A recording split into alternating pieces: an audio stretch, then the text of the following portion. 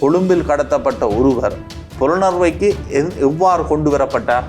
பிள்ளையானோடு அம்பாறையிலே இனிய பாரதி போன்றவர்கள், அதே போல திரிபோலி புளட்டோனுடைய உறுப்பினர்களாக இருந்திருக்கக்கூடியவர்கள், கட்டாயம் போலீஸ் மற்றும் இராணுவத்தைச் சேர்ந்தவர்கள் அந்த விடயத்தில் நேரடியாக தொடர்புபட்டிருந்தார்கள் என்ற உண்மை வெளிவரும். அவ்வாறு உண்மை வருகின்ற பொழுது உயிர்த்த ஞாயிறு குண்டு தாக்குதலுக்கான நீதியான விசாரணை அல்லது நீதிக்கான கோரிக்கை அதே போன்ற விடயங்களை திசை திருப்புவதற்கு பிள்ளையானுடைய கைது, பிள்ளையானுடைய வழக்கு தவணைகள் ஒன்று நாட்டு மக்களினுடைய வயிற்றில் அடிக்கக்கூடிய முடிவுகளை எடுப்பது, இன்னும் ஒரு பக்கம் நீதி. ஆகவே ஏன் அந்த விடயங்களை எல்லாம் இந்த அரசாங்கம் மூடி மறைக்கின்றது? ஸ்ரீ காளிமாதா ஜோதிடம். பிரபல ஜோதிடர் பண்டித் மகாராஜா. தொழில், காதல், திருமணம், குழந்தை பாக்கியம் மற்றும் மந்திர சூனிய பிரச்சனைகளுக்கு நிரந்தர தீர்வு.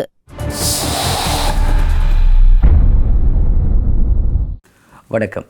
இது த ஒப்பீனியன். எந்த சமரசமும் இல்லாத 360 பாகைகளுடைய நோக்கு. இன்றைய நாடும் நாங்கள் பேசப்போகின்ற விடயம், குறிப்பாக உங்களுக்கு தெரியும், மிக நீண்ட காலமாக மிகப்பெரிய ஒரு பேசுபொருளாக இருந்த விடயம், அதே நேரம் இப்போது மீண்டும் பேசப்பட்டு கொண்டிருக்கக்கூடிய ஒரு விடயமாக மாறி இருக்கக்கூடிய அந்த பெயர் பிள்ளையான். பிள்ளையான் கடந்த காலங்களில் தான் விதைத்த வினைகளுக்கு இப்போது விலை கொடுக்கிறாரா என்ற கேள்வி இயல்பாகவே எழுகிறது.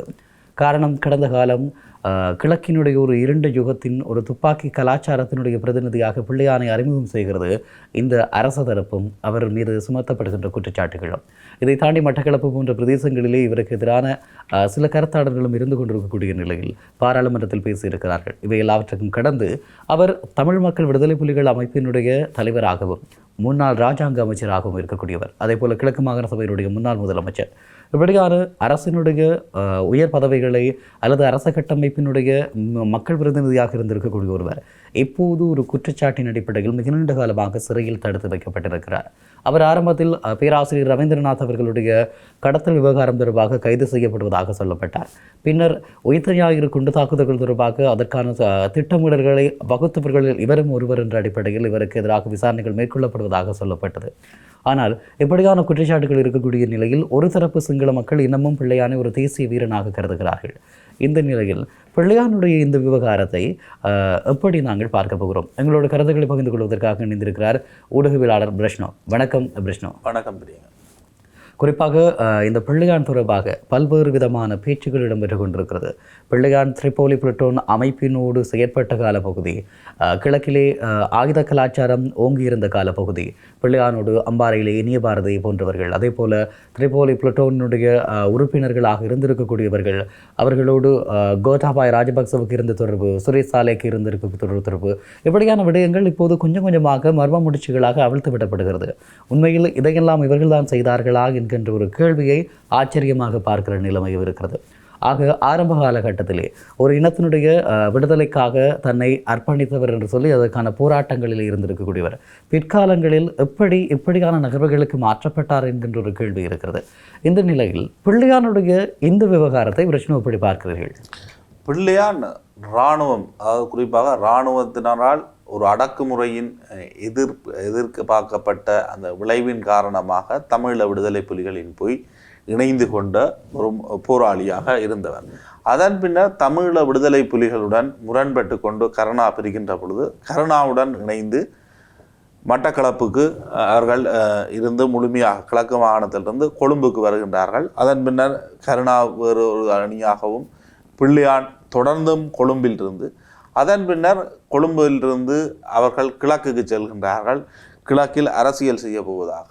அந்த நேரத்தில் எல்லாம் அரசாங்கத்தினுடைய முழுமையான ஆதரவுடன் தான் அவர்கள் கொழும்பில் இருந்தாலும் சரி கிழக்கு மாகாணத்திலும் இருந்தார்கள். அவர்கள் கிழக்கு மாகாணம் சென்றதன் பின்னர் அவர்கள் பல்வேறு கப்பங்கோருகின்ற சம்பவங்களில் ஈடுபட்டதாகவும் பல கொலைகளை செய்ததான குற்றச்சாட்டுக்கள் அவர்களுக்கும் அவர்கள் சேர்ந்த அந்த அமைப்பினருக்கும் மிக பாரிய அளவு இருக்கின்றது. எனினும் அதனை கடந்து அதன் பின்னர் அவர் ஒரு முதலமைச்சராக இருந்தார். அதன் பின்னர் நாடாளுமன்ற உறுப்பினரானார். நாடாளுமன்ற உறுப்பினர் என்று வருகின்ற பொழுது வடகிழக்கில் அதிகூடிய விருப்பு வாக்குகளை பெற்றவராக சிறைச்சாலையில் இருந்து கொண்டு நாடாளுமன்றத்துக்கு தெரிவு செய்யப்பட்ட ஒருவராக பிள்ளையான் இருக்கின்றார். அதன் பின்னர் ஆட்சி மாறுகின்ற பொழுதுதான் அவர் கைது செய்யப்படுகின்றார். 2015ஆம் ஆண்டு வரை அரச பாதுகாப்புடன் அரசாங்கத்தின் ஒரு செல்ல பிள்ளையாக இருந்த பிள்ளையான் மஹிந்த ராஜபக்ஷவுடன் தோல்வியுடன் தான் அவர் ஜோசப் பரராசிங்கம் படுகொலை வழக்கில் வந்து கைது செய்யப்பட்டு குறிப்பாக 5-6 வருடங்கள் சிறைச்சாலையில் இருந்தார். பயங்கரவாத தடை சட்டத்தின் அடிப்படையில் தான் அவர் கைது செய்யப்பட்டு சிறைச்சாலையில் வைக்கப்பட்டார்.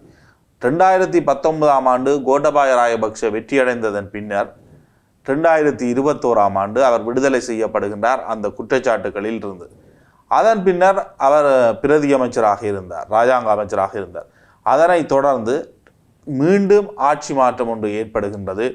முழுமையாக இலங்கையில் ஒரு இடதுசாரி கட்டமைப்பில் இருந்து வந்த ஜேவிபியினர் ஆட்சிவிடம் ஏறுகின்றார்கள். ஜனாதிபதியாக தற்பொழுது இருக்கின்ற அன்றகுமார திசாநாயக்க 2024ஆம் ஆண்டு தேர்தல் பிரச்சாரத்தின் பொழுது நேரடியாக பிள்ளையானுடன் மோதுகின்ற ஒரு நிலைமை ஏற்படுகின்றது. குறிப்பாக வாக்குவாதம். அதாவது பிள்ளையான் கூறுகின்றார், ஜேவிபியினர் எங்களுக்கு ஆயுதம் தந்தவர்கள் போன்ற குற்றச்சாட்டை அன்றகுமார திசாநாயக்க மட்டக்களப்பு வருகின்ற பொழுது அவர் ஒரு குற்றச்சாட்டாக முன்வைக்கின்றார். அதன் பின்னர் ஆட்சி மாறுகின்றது. நாடாளுமன்ற தேர்தலில் கூட பிள்ளையான் வெல்ல முடியாத அளவு தோல்வி அடைகின்றார். அதனைத் தொடர்ந்து கிழக்கு பல்கலைக்கழகத்தினுடைய முன்னாள் துணைவேந்தர் ரவீந்திரநாத் கொலை வழக்கில் அவர் குற்றஞ்சாட்டப்பட்டு கைது செய்யப்பட்டு இன்று பயங்கரவாத தடை சட்டத்தின் கீழ் உள்ளிருக்கின்றார். அதன் பின்னர் உயிர்த்த ஞாயிறு தாக்குதலுடன் இவருக்கு தொடர்பு இருக்கின்றது என்ற அடிப்படையில் கூட விசாரணைகள் முன்னெடுப்பதாக அமைச்சர் கூறுகின்றார். எனினும் நீதிமன்றத்தில் அடிப்படை உரிமை மனு ஒன்று தாக்கல் செய்யப்படுகின்ற பொழுது இந்த விடயம் கூறப்படவில்லை என்று கூறப்படுகின்றது. பிள்ளையான் 2007இல் செய்த ஒரு குற்றம் ஒன்றுக்காகத்தான் தற்பொழுது விசாரணை செய்யப்படுகின்றார் என்றால், அந்த நேரத்தில் அந்த குற்றம் இடம்பெற்ற போலீஸ் பிரிவுக்கு பொறுப்பாக இருந்த பொறுப்பதிகாரி ஏன் கைது செய்யப்படவில்லை? அவர் மீது ஏன் விசாரணைகள் முன்னெடுக்கப்படவில்லை? இவர்கள் செய்த இத்தனை குற்றங்களுக்கும் அரசாங்கம் ஒத்துழைப்பு செய்தது. அரசாங்கத்தினுடைய போலீஸ் அல்லது புலனாய்வு பிரிவுகள் அனைத்தும் ஒன்றிணைந்துதான் இவ்வளவு நாட்களும் பிள்ளையான் கைது செய்யப்படாமல் தடுத்திருக்கின்றார்கள். ஆகவே ஒரு குற்றத்தை மறைத்திருக்கின்றார்கள் என்ற அடிப்படையில் பிள்ளையான் இதுவரைக்கும் 1 வருடத்திற்கு மேல் சிறைச்சாலையில் இருக்கின்றார். சிஐடியினர் ஆதரவில் விசாரணைகளை முன்னெடுக்கின்றார்கள். ஆனால் அந்த ஒரு கோணத்தில் இதுவரைக்கும் விசாரணைகள் முன்னெடுக்கப்படவில்லை. முன்னெடுக்கப்படுவதாக எந்த விதமான அறிக்கைகளும் வெளிப்படுத்தவில்லை. ஊடகங்களில் அமைச்சராகவோ அல்லது சிஐடி தரப்போ நீதிமன்றக்கு அவ்வாறான ஒரு அறிக்கை முன்வைக்கப்பட்டதாகவோ செய்திகள் கிடையாது. ஆகவே இது ஒரு அரசியல் நோக்குடன் தான் அவர் மீதான விசாரணைகள் முன்னெடுக்கப்படுகின்றது என்று ஒரு தரப்பினுடைய கருத்து இருக்கின்றது. அதற்கான மிகப்பெரிய ஆதாரம் என்பது அது இந்த அரசாங்கத்தை முழுமையாக பாதுகாத்து கொண்டு தனியாக பிள்ளையான் என்ற ஒரு நபரை மட்டுமே குறிவைக்கின்றது. அதே நேரம் பிள்ளையான் போன்றோர் இவ்வாறான குற்றங்களுடன் தொடர்பட்டாரா இல்லை என்றால் பொதுமக்களினுடைய அபிப்பிராயம் என்று பார்க்கின்ற பொழுது அல்லது 2007ஆம் ஆண்டு அதன் பின்னரான காலப்பகுதியினுள் யுத்தம் இடம்பெற்ற காலப்பகுதியினுள் கிழக்கு மாகாணத்தை இவர்கள் ஒரு நிழல் நிர்வாகமாக நடத்தினார்கள் என்பதில் யாருக்கும் மாற்று கருத்தில்லை. ரவீந்திரநாத் கடத்தப்படுவதற்கு முன்னர் கலை பீடாதிபதி கடத்தப்பட்டு பதவியினை ராஜினாமா செய்யுமாறு ரவீந்திரநாத் கூறப்பட்டார். அதன் பின்னர் தான் ரவீந்திரநாத் தன்னுடைய பதவியினை ராஜினாமா செய்தார். எனினும் கொழும்பின் உயர் பாதுகாப்பு வலயத்துக்குள் வைத்துத்தான் அவர் கடத்தப்பட்டார். ஆகவே உயர் பாதுகாப்பு வலயத்துக்கு அன்று பாதுகாப்பு சார்ந்து பொறுப்பு இருந்தவர்கள் யார்? ஏன் இவ்வாறான ஒரு கடத்தல் சம்பவத்தை அவர்கள் எந்த ஒரு விசாரணைகளும் மேற்கொள்ளாமல் தப்பிக்க விட்டார்கள் போன்ற கேள்விகள் நியாயமான ஒன்று இல்லையா? பிரியங்க, நிச்சயமாக பிரஷ்னு, நீங்கள் குறிப்பிடுவது போலதான் உங்கள் எல்லோருக்குமே தெரியும், இந்த நாட்டை பொறுத்தவரை ஸ்ரீலங்காவினுடைய அரச கட்டமைப்பும் அதனுடைய இயந்திரமும் கடந்த காலங்களில் எப்படி செயற்பட்டது என்பது நன்றாக தெரியும்.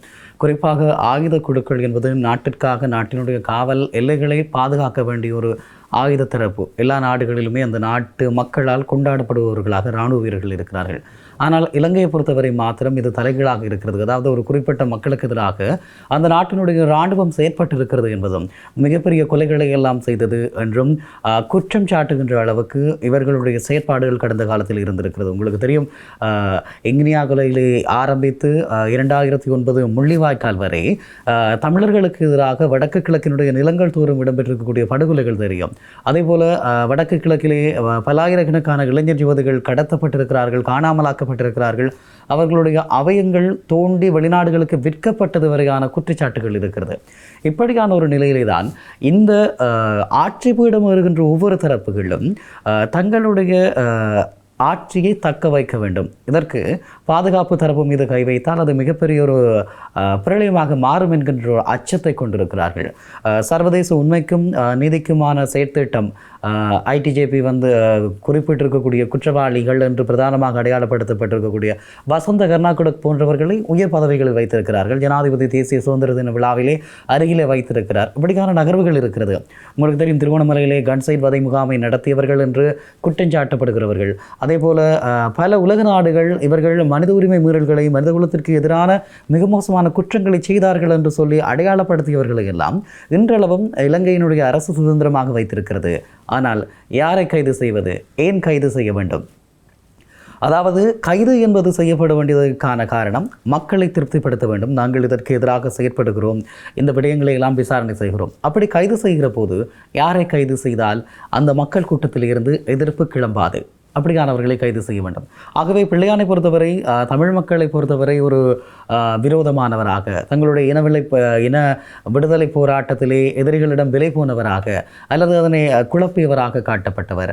அதே போல கடந்த காலப்பகுதியில் ஒரு இருண்ட யுகத்தினுடைய கதாநாயகனாக தன்னை வர்ணித்து கொண்டவர், பல அப்பாவிகளை கடத்திய ஆயுத கும்பலினுடைய ஒரு முக்கியமான புள்ளியாக இருப்பவர். இப்படியான கருத்துக்கள் தமிழ் மக்களிடையே இருப்பதனாலும் பரவலாக வடக்கு கிழக்கில் இருக்கக்கூடிய தமிழர்கள் பிள்ளையான் போன்றவர்களை வெறுப்பதனாலும், ஆகவே இவரை கைது செய்தால் எந்த விதமான எதிர்ப்பும் தமிழ் மக்களிடமிருந்து வராது. ஆகவே நாங்கள் கைது செய்திருக்கிறோம் என்பதை காட்ட வேண்டும். பிள்ளையானை கைது செய்து வைத்திருக்கிறார்கள். நீங்கள் குறிப்பிட்டது போல இந்த இராணுவ கட்டமைப்புகள் மீது கை வைப்பதற்கான திராணி இந்த அரச கட்டமைப்பிடம் இருக்கிறதா அல்லது அவர்களுக்கு விருப்பம் இல்லையா? ஏன் தமிழ் மக்களுக்கு எதிராக மாத்திரம்தான் இந்த அரச கட்டமைப்பு செயற்பட்டதாக என்ற ஒரு கேள்வி இருக்கிறது. உங்களுக்கு தெரியும், ஜேவிபியினுடைய 2 புரட்சி காலங்கள், அதற்கு பின்பதாக இடம்பெற்றிருக்கக்கூடிய விடயங்கள், கதிர்காமத்து அழகி மன்னம்பேரியை எப்படியாக அவர்கள் கொண்டு சென்றார்கள், எத்தனை ஜேவிபி இப்போது இருக்கக்கூடிய ஜேவிபியினுடைய தோழர்களை கொன்று புதைத்தார்கள், மாத்தளை புதைகுழியை இன்னும் தோன்றுவதற்கு கூட விருப்பமில்லாத அளவுக்கு இருக்கிற இந்த அரச கட்டமைப்பு இப்படி தமிழ் மக்களிடம் இடம்பெற்றிருக்கக்கூடிய ஒரு விடயத்தை சுயாதீனமாக விசாரணை செய்யும், அதிலே பரவலாக எல்லோரையுமே அழைத்து விசாரணை செய்யும் இந்த கேள்விகள் இருக்கிறது. ஆகவே அரசு என்பது தங்களுடைய நலன் சார்ந்ததாக, தங்களுடைய இருப்பை தக்க வைப்பதற்கான ஒரு அதிகார பீடமாக மாற்றப்பட்டிருக்கிறது என்பதுதான் கருத்து. ஆக இடதுசாரியம் என்பதும் இடதுசாரிய பாரம்பரியம் என்பதெல்லாம் அரியணைக்கு ஏறுகின்ற வரைதான் என்கின்ற நிலைப்பாடு இருக்கிறது. ஆகவே பிள்ளையான் போன்றவர்கள் ஊறுகாய்களாக அவர்கள் தங்களுடைய பிரச்சனைகளுக்கு பயன்படுத்திக் கொள்கிறார்கள். நிச்சயமாக அதே போலதான் வடக்கிலே டக்ளஸ் தேவானந்தா அவர்களுடைய கைது இடம்பெற்றது. இப்படியான விடயங்கள் இருந்து கொண்டிருக்கிறது. ஆகவே இவர்களை எல்லாம் கைது செய்தது தவறு என்று ஒருபோதும் தமிழ் மக்கள் சொல்ல மாட்டார்கள். ஆகவே இதை வைத்துக்கொண்டு தங்களுடைய ஆட்சி கால பகுதிகள் ஏதாவது ஒன்று விடயத்தை நகர்த்தி விடலாம் என்பதுதான் இவர்களுடைய நோக்கமாக இருக்கிறது. இப்படியாக பார்க்கிற போது உங்களுக்கு தெரியும், இந்த பிள்ளையான் கைது செய்யப்பட்டதற்கு எதிராக பெருமளவிலே தமிழ் மக்கள் பேசினார்களா? இல்லைதான் பிரச்சனை. ஆகவே இந்த விவகாரங்களை எல்லாம் அடிப்படையாக கொண்டு ஒரு ராஜதந்திர நகர்வை தான் இப்படி செய்கிறார்கள் இல்லையா? ஆனால் பிள்ளையானுக்கு இந்த வதை முகாம் புலனர்வையில் அமைந்திருக்கின்றது. மீன் கட்டுவ என்ற அந்த வதை முகாம், அந்த வதை முகாம் பற்றி தான் நாங்கள் பேசுகின்றோம். அங்கு வைத்துத்தான் ரவீந்திரநாத் படுகொலை செய்யப்பட்டார் என்பது சிஐடியினுடைய அறிக்கையாக இருக்கின்றது. புலனர்வையில் 2005 2009 வரைக்கும் அந்த சித்திரவதை முகாமை ஆக்கள் நடமாட்டம் அற்ற ஒரு இடத்தில் அந்த பகுதியினை அமைத்து கொடுத்தது அல்லது அமைப்பதற்கு தெரிவு செய்து கொடுத்தது என்பது அரசாங்கத்தினுடைய அல்லது இராணுவத்தினுடைய புலனாய்வு பிரிவினர் என்ற ரீதியில் தான் அந்த குற்றச்சாட்டுகள் முன்வைக்கப்படுகின்றது. ஆகவே அங்கு எல்டிடியினருக்குடன் தொடர்புகளை பேணியவர்கள், எல்டிடிக்கு ஆதரவாக செயற்பட்டவர்கள், அதேபோன்று அரசியல் ரீதியாக தங்களுக்கு எதிராக செயற்படுபவர்கள் கப்பங்கோருகின்றவர்களை அழைத்து வந்து அங்கு வைத்து சித்திரவதைகள் மேற்கொண்டு படுகொலை செய்தார்கள். சிலரை சித்திரவதை செய்ததன் பின்னர் கப்பம் கோரியதன் பின்னர் அனுப்பினார்கள் போன்ற குற்றச்சாட்டுகள் முன்வைக்கப்படுகின்றது. ஆனால் பிள்ளையானுடைய இந்த கைதினூடாக இதுவரைக்கும் எந்த இராணுவத்தை சேர்ந்தவர்கள் கைது செய்யப்பட்டிருக்கின்றார்கள்? புலனர்வையில் அந்த நேரத்தில் இராணுவ அல்லது அரச புலனாய்வு, அதே போன்று இராணுவ புலனாய்வு பிரிவு, போலீஸ் புலனாய்வுகளுடைய தொடர்புகள் இல்லாமல் இதனை நடத்தி சென்றிருக்க முடியுமா? அதே நேரம் கொழும்பில் கடத்தப்பட்ட ஒருவர் 2007ஆம் ஆண்டு எந்த அளவு தூரம் பாதுகாப்பு கெடுபிடிகள் இருந்தன, எந்த அளவு தூரம் சோதனை முகாம்கள் இருந்தன, சோதனை நடவடிக்கைகள் மேற்கொள்ளப்பட்டன. கொழும்பில் கடத்தப்பட்ட ஒருவர் புலனறுவைக்கு எவ்வாறு கொண்டு வரப்பட்டார்? எந்த ஒரு படைகளுக்கும் தெரியாமல் கொண்டு வரக்கூடிய சூழல் இருந்ததா? ஆகவே ஏன் அந்த விடயங்களை எல்லாம் இந்த அரசாங்கம் மூடி மறைக்கின்றது? அந்த விடயங்கள் தொடர்பில் விசாரணைகளை முன்னெடுக்காமல் இருக்கின்றன. கொழும்பில் இருக்கின்ற இராணுவ போலீஸ் அதிகாரிகள் கைது செய்யப்பட்டு இதனுடன் தொடர்பட்டவர்கள் என்ற அடிப்படையில் விசாரணை செய்ய இந்த அரசாங்கம் மறுக்கின்றது என்ற ஒரு கேள்வி இருக்கின்றது. அதே நேரம் இவ்வாறான குற்றச்சாட்டுகள் என்பன தொடர்ச்சியாக பிள்ளையான் தரப்பின் மீது இருக்கின்ற ஒரு குற்றச்சாட்டு. ஆகவே இந்த அரசாங்கம் விசாரணை செய்கின்றது போன்று அவரை கைது செய்து உள் வைத்து கொண்டு இவ்வாறான குற்றச்சாட்டுக்களை முன்வைப்பதன் ஊடாக இந்த அரசாங்கம் இதனை கண்டுபிடித்தது என்று அர்த்தம் கிடையாது. இது பிள்ளையான் தரப்பின் மீது, கருணா தரப்பின் மீது தொடர்ச்சியாக இருக்கின்ற குற்றச்சாட்டுக்கள். ஆகவே இந்த குற்றச்சாட்டுக்களை முன்வைப்பதற்கு இந்த அரசாங்கத்தினுடைய விசாரணைகளோ சிஐடியினுடைய விசாரணை என்பது அவசியமற்றது. இதனை நிரூபிக்க வேண்டும். இதனை நிரூபிப்பதாக இருந்தால் கொழும்பில் கடத்தப்பட்ட ஒருவர் புலனறுவைக்கு எவ்வாறு கொண்டு வரப்பட்டார், அவருக்கு யார் யார் துணை போனார்கள், யார் யார் அந்த பாதுகாப்பு கெடுபிடிகளை தளர்த்த கூறினார்கள் என்ற விசாரணைகள் முன்னெடுக்கப்பட வேண்டும். ஆகவே கட்டாயம் போலீஸ் மற்றும் இராணுவத்தைச் சேர்ந்தவர்கள் அந்த விடயத்தில் நேரடியாக தொடர்புபட்டிருந்தார்கள் என்ற உண்மை வெளிவரும். அவ்வாறு உண்மை வருகின்ற பொழுது அவர்களை கைது செய்து இந்த கடத்தலுக்கு துணை புரிந்தார்கள் என்று நீதிமன்றத்தில் நிறுத்த வேண்டிய தேவை சிஐடியினருக்கு ஏற்படும். அவ்வாறான ஒரு விடயத்தை மேற்கொள்வதற்கு இந்த அரசாங்கம் தயாரா? அல்லது நாட்டில் தற்பொழுது ஏற்பட்டு கொண்டிருக்கின்ற விலைவாசி ஏற்றங்கள், உயிர்த்த ஞாயிறு குண்டு தாக்குதலுக்கான நீதியான விசாரணை அல்லது நீதிக்கான கோரிக்கை, அதே போன்ற விடயங்களை திசை திருப்புவதற்கு பிள்ளையானுடைய கைது, பிள்ளையானுடைய வழக்கு தவணைகள், சுரேசாலையினுடைய கைதுகள், அது தொடர்பிலான வழக்கு விசாரணைகள், அதற்கு எதிரான புத்தக வெளியீட்டு விழாக்கள், தனிய அரசாங்கம் மீது இருக்கின்ற விமர்சனங்களை திசை திருப்புவதற்கு அரசாங்கம் எடுக்கின்ற ஒரு முயற்சியா?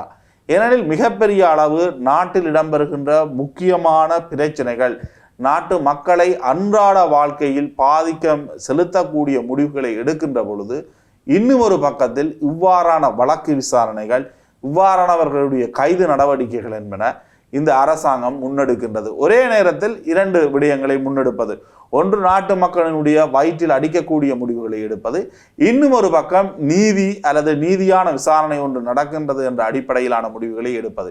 இதனை நல்லாட்சி காலத்திலும் பார்த்திருக்கின்றோம். 2005 2015 2019 வரை நல்லாட்சி அரசாங்கம் என்ற மைத்ரி ரணிலினுடைய கூட்டாட்சியிலும் இவ்வாறான விடயங்களை பார்த்திருக்கின்றோம். ஆனால் ஆட்சி மாறியதன் பின்னர் அவர்கள் அனைவரும் விடுதலை செய்யப்பட்டார்கள், அந்த குற்றச்சாட்டுகளிலிருந்து எழுந்தார்கள், ஆட்சிகள் மாறின, காட்சிகள் மாறின, நீதி என்றது கிடைக்காமல் சென்றது. ஊழல் குற்றச்சாட்டுக்களை யார் சொன்னார்களோ அவர்களே ஊழல் செய்தார்கள். தற்பொழுதும் அதே நிலைதான்.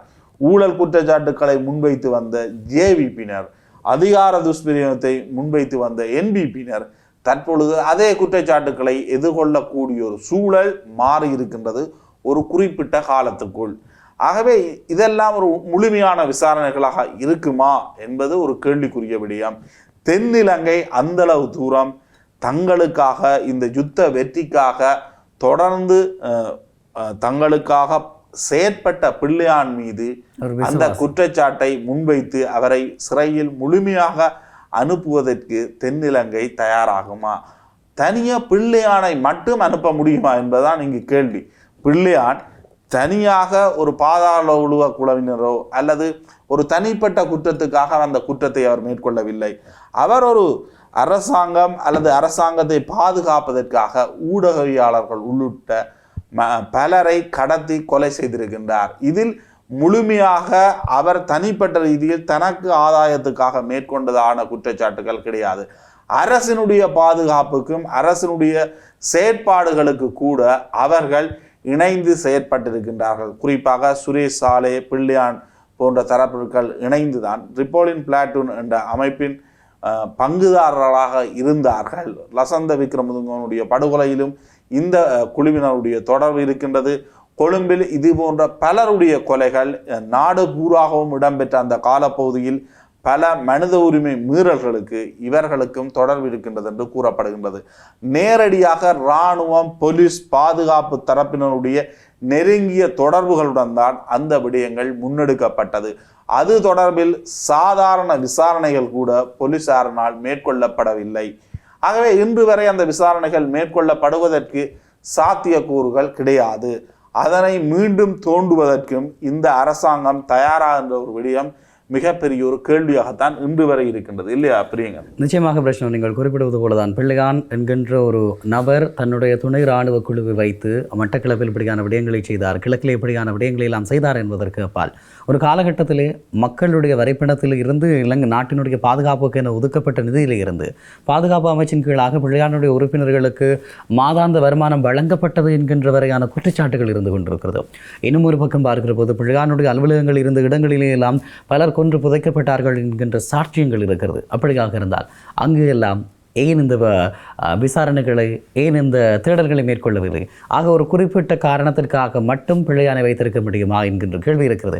அங்கெல்லாம் தோன்றினால் இந்த நாட்டினுடைய முன்னாள் அரசியல் தலைமைகள் என்கின்றவர்கள் மீது கேள்விகள் வரலாம். அதனை இந்த அரசு விரும்பவில்லையா என்ற கேள்வி இருக்கிறது. இவை எல்லாவற்றுக்கும் அப்பால் ஈழத்தமிழ் மக்கள் தங்களுடைய மிக மோசமான கடந்த காலத்தை கொடுத்தவர்கள் என்கின்ற அடிப்படையில் இவர்கள் இப்போது கைது செய்யப்பட்டிருக்கிறார்கள். அதற்கான காரணம் வேறாக இருந்தாலும் அவர்கள் விதைத்த வினைக்கு இப்போது விலை கொடுக்கிறார்கள் என்ற முடிவுக்குத்தான் நாங்கள் வர முடியும். ஏராளமான அநீதிகளினுடைய சொந்தக்காரராக பிள்ளையான் தமிழ் மக்களுக்கு எதிராக இருந்திருக்கிறார் என்கின்ற ஒரு குற்றச்சாட்டு இருக்கிறது. ஆகவே நீங்கள் குறிப்பிட்டது போல புலனர்வையிலே இருக்கக்கூடிய வதை முகாம்களாக இருக்கலாம், வெலிக்கந்தை இராணுவ முகாமிலே இருந்து வெளிப்படையாக செயற்பட்ட ஒரு காலம் இருந்தது பிள்ளையானுடைய தரப்பு. மறுபுறம் தீவுச்சேனை போன்ற பகுதிகளிலே மட்டக்களப்பிலே கொன்றவர்களுடைய உடல்களை கொண்டு வெலிக்கந்தை இராணுவ முகாமிலே இருந்து வெளிப்படையாக செயற்பட்ட ஒரு காலம் இருந்தது பிள்ளையானுடைய தரப்பு. மறுபுறம் தீவுச்சேனை போன்ற பகுதிகளிலே மட்டக்களப்பிலே கொன்றவர்களுடைய உடல்களை கொண்டு வீசிய சம்பவங்கள் கூட பதிவாக இருந்தது. மாந்தீவிலே, தீவுச்சேனையிலே என்று சொல்லி இவர்களுடைய நகர்வுகள் மிக மோசமானதாக இருந்தது. ஆகவே அதற்கெல்லாம் இப்போது விலைகள் கொடுக்கப்படுகிறது என்பதுதான் இங்கு நாங்கள் பார்க்க வேண்டிய ஒரு விடயமாக இருக்கிறது. இந்த விவகாரத்தை எப்படி அணுகப்பட போகிறது என்பதற்கு அப்பால் நீங்கள் செய்கின்ற ஒவ்வொரு கைதுகளும் தண்டனைகள் நோக்கி நகரப்பட வேண்டும் என்பது மிக நீண்ட காலமாக வலியுறுத்தப்படுவது. ஆனால் அப்படியான ஒரு சூழல் இல்லை. நன்கு அறிந்த பாடம். மைத்திரியும் ரணிலும் நல்லாட்சி என்று சொல்லி தங்களுடைய ஆட்சியை அறிமுகப்படுத்திய அந்த ஆட்சியில் இப்படித்தான் வைத்திருந்தார்கள். அடுத்து வந்த ஆட்சி அவர்களை விடுதலை செய்தது, நீங்கள் குறிப்பிட்டது போல. ஆகவே இவர்களும் தங்களுடைய ஆட்சி காலத்தை தக்க வைத்துக் கொள்வதற்காக நாங்கள் ஏதோ ஒன்றை செய்கிறோம். குறிப்பாக இந்த உயிர் ஞாயிறு என்று வருகிற போது அதற்கு எதிராக மிகப்பெரிய சர்வதேச அழுத்தம் இருக்கிறது, கிறிஸ்தவ சமூகத்தினுடைய அழுத்தம் இருக்கிறது. ஆகவே அதிலிருந்து தங்களை காத்துக்கொள்வதற்காக இப்படியான ஒருவரில் பழியை வைத்து இவர்கள் தங்களை தற்காத்துக் கொள்கிறார்களா என்ற கேள்வி இருக்கிறது.